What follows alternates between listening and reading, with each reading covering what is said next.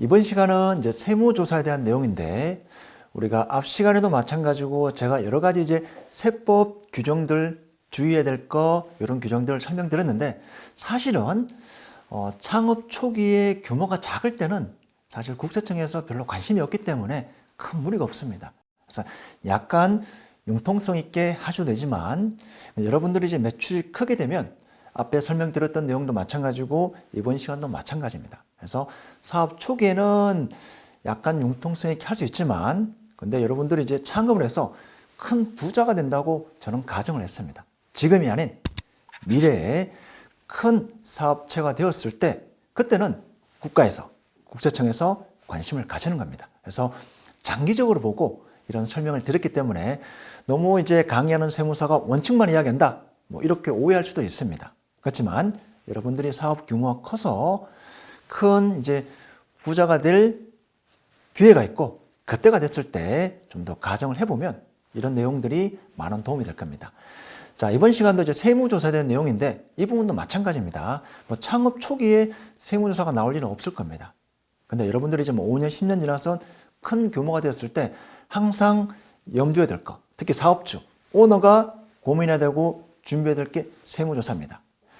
제 친구도 사업을 해서 많은 소득이 생겼지만 이번에 국세청으로부터 세무조사 받았는데 몇 년치를 한 번에 다 추징당했습니다. 그래서 폐업까지 고려하고 있습니다. 그래서 이번 시간은 세무조사는 왜 받고 어떻게 하면 피해갈 수 있고, 그 다음에 이제 세무조사 중에 하나가 제보가 굉장히 많습니다.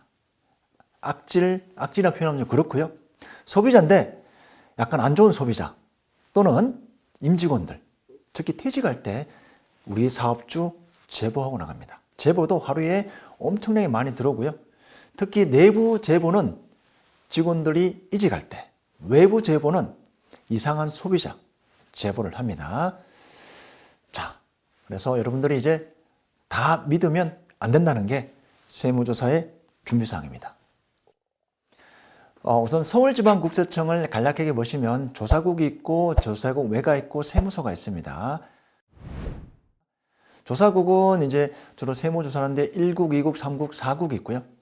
1국은 대기업 조사하는데, 2국은 이제 고소득 자영업자, 자꾸 자영업자 조사하는 데고요. 3국은 이제 상속이나 증여, 양도세 이런 조사하는 부분입니다. 그래서 여러분들 창업 초기에는 2국이 되겠죠. 작은 법인이나 작은 개인사업자 또는 고소득 자영업자는 이제 2국에서 관리 감독을 합니다. 그 다음에 이제 규모가 더 작으면 일선 세무서 조사과가 있습니다. 그래서 아마 창업 초기에는 대부분 이제 일선 세무서 조사과에서 이제 여러분들을 관리 감독할 겁니다. 규모가 크면 이제 국세청 조사국 2국으로 넘어가고요. 규모가 작을 때는 일선 세무서에 있는 공무원들이 이제 조사를 할 수 있습니다. 여러 가지 조사 방식이 있는데 일반 조사가 있고요. 특별 심층 조사가 있고, 추적 조사, 기획 조사, 단기 성실성 검증 조사, 자금 출처 조사가 있습니다. 각각 세부적으로 세부적인 설명을 드리는 것보다 여러분들이 화면을 보면 각각 조사들이 어떠한 개념이다라는 것을 충분히 캐치할 수 있고요. 뒤쪽에서 최근에 이슈되고 있는 이제 통합 조사에 대해서 좀 살펴보겠습니다. 여러 가지 내용 중에 일반 조사와 심층 조사만 설명드리면, 일반 조사는 여러분들이 이제 법인세 신고하고요. 개인 사업자면 소득세 신고할 겁니다. 이제 신고한 내용을 보고 이제 분석한 다음에 탈세 가능성이 있는지 없는지, 이게 일반 조사입니다. 일반 조사. 신고한 내용이 이상하거나 비용이 너무 과다하거나 매출 누락이 너무 심하거나, 다른 업종에 비해서 이 사업자는 매출 누락이 너무 심하다는 겁니다. 또는 비용이 너무 과다하게 계상해서 세금을 줄였다 하게 되면 조사할 수 있는데, 이런 조사는 여러분들의 신고한 내용 보고 국세청에서 선택해서 조사합니다. 특별 심층 조사는 대표 자료가 소득은 적은데 엄청나게 유출이 많습니다. 그러면 걸립니다. 그 다음 법인 자금을 너무나 변칙적으로 빼서 개인 자산을 취득하는 사람들, 특별조사 당할 수 있습니다. 해외 거래처 수입 누락이 너무 심한 분들, 특별조사 받을 수 있습니다. 회사 법인카드인데 개인적인 지출 경비가 너무 큰 거예요. 회사 법인카드로 명품도 사고 여러 가지 보석도 사고 이런 건 너무하잖아요. 그래서 이런 사람들은 특별조사 받을 수가 있습니다.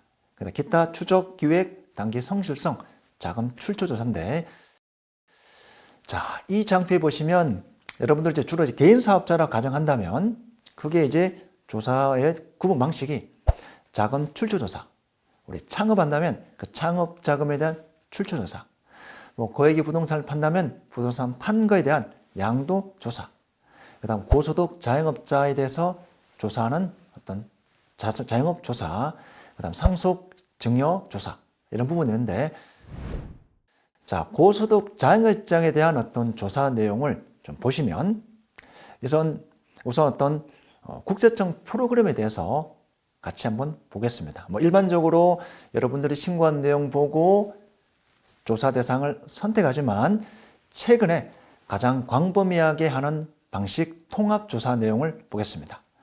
자, 국세청 프로그램 내용인데요. 여러분들이 나중에 사업에서 큰 자금을 벌게 되면 항상 이런 내용에 대해서 체크를 해야 됩니다. 이제 가족에게도 재산을 좀 물려줄 수도 있고요. 또 소득이 많으면 또 지출도 많이 할 수 있는데, 자, 통합조사의 개념입니다. 쉽게 엑셀이라고 보시면 됩니다. 국세청 시스템이 엑셀이라고 보시면 됩니다. 왼쪽 엑셀 열에는 소득 신고된 내용, 중간 열에는 소비된 내용, 맨 끝에 열에는 여러분들의 재산 증가 현황이 있습니다. 신고 내용은 여러분들이 사업을 했다면 사업소득 신고 내용이 주가 되겠죠. 그다음 혹시 상속이나 증여받은 게 있다면 그런 내용들, 부동산 양도했다면 신고된 내용들, 여러분들 주인번호만 입력하면 쭉 뜹니다. 그동안 보통 최근 5년간 신고된 내용을 비교 분석합니다. 그래서 인별로 쭉 나오겠죠. 신고된 소득이 얼마냐, 우측에 소비된 거, 국내에서 소비할 수도 있고요, 해외에서 소비할 수도 있습니다. 소비 현황이 쭉 뜹니다. 그 다음 마지막 열에는 그 사람의 재산 증가가 얼마가 되는지, 부동산, 동산, 예금, 이렇게 해서 예를 들어 한 명을 제가 체크해 보겠습니다. 박중국 씨인데요. 5년 동안 뭐 사업소득 60억, 증여 15억, 부동산 양도 5억, 총 80억에 대해서 신고를 했습니다. 소비 현황을 보니까 15억 정도 소비했습니다. 그러면 일반적으로 재산이 얼마가 증가해야 되죠? 80억 신고했고 15억 소비했다면 65억 정도 재산이 증가해야 되는데 이 사람 재산이 120억 증가했습니다. 자, 그러면 국세청 전산망에서 자동으로 체크가 됩니다. 누락이 있겠죠. 자, 사업하는 분이라면 어떤 소득을 누락했을까요? 사업소득을 누락을 많이 했다는 겁니다. 사업소득 누락을 많이 했다고 보아 이 사람을 통합조사합니다. 즉 사업조사도 하고 혹시 그 자금을 가족에게 주었다면 뭐 증여세도 추징할 수도 있고요. 굉장히 중요한 프로그램입니다. 신고된 소득 대비 지출 빼서 재산 증가가 얼마나 되는지, 가장 갭 차이가 크게 나는 사람을 걸러져 냅니다. 그래서 국세청에서는 이런 안내문을 보냅니다. 세무조사 사전 통지, 서울지방국세청, 당신 언제 소득에 대해서 세무조사하겠다. 당신이 신고된 소득 대비 투자한 금액, 재산 증가가 너무 심하다. 그래서 조사 대상으로 선정해서 통합조사하겠다는 겁니다. 필요하면 사업주조사, 그 다음에 가족에 대한 여러 가지 세금조사 해서 왜 이렇게 재산이 증가했는지 조사를 해서 추징하겠다는 내용입니다. 자, 여러분들 굉장히 중요한 프로그램이고요. 혹시 신고 안 된 소득이 있다면 재산 증가도 마음대로 증가를 하면 안 됩니다. 중요한 내용입니다. 자, 고소득 자영업자는 예치조사할 수 있습니다. 보통 세무조사하면 미리 안내를 해주고 사업체를 조사하는데 예치조사는 강제로 불시에 들어닥칩니다. 즉 예고 없이 들어닥치는 거죠. 자, 들어닥쳐 보니까 사업주가 준비가 안 됐다면 금고 속에 여러 가지 현금들, 그 다음에 골드바, 금괴들 추징당할 수가 있습니다. 그래서 항상 신고 대비, 투자 대비, 재산 증가 현황 이런 부분들을 자체적으로 체크할 필요가 있습니다. 다음으로 제척 기간인데요. 제척 기간은 세금을 추징할 수 있는 기간입니다. 자, 일반적인 세금 보게 되면 최대 10년입니다. 신고를 안 하면 7년, 적게 신고하면 5년인데 탈세하면 10년까지 세무조사에서 추징할 수 있습니다. 따라서 10년 전 소득을 누락했다. 그럼 10년 지나면 과거 10년 전 거는 추징할 수가 없습니다. 자, 쉽게 표현 들어서 그냥 탈세하면 최대 10년이다 라고 보셔도 무방합니다.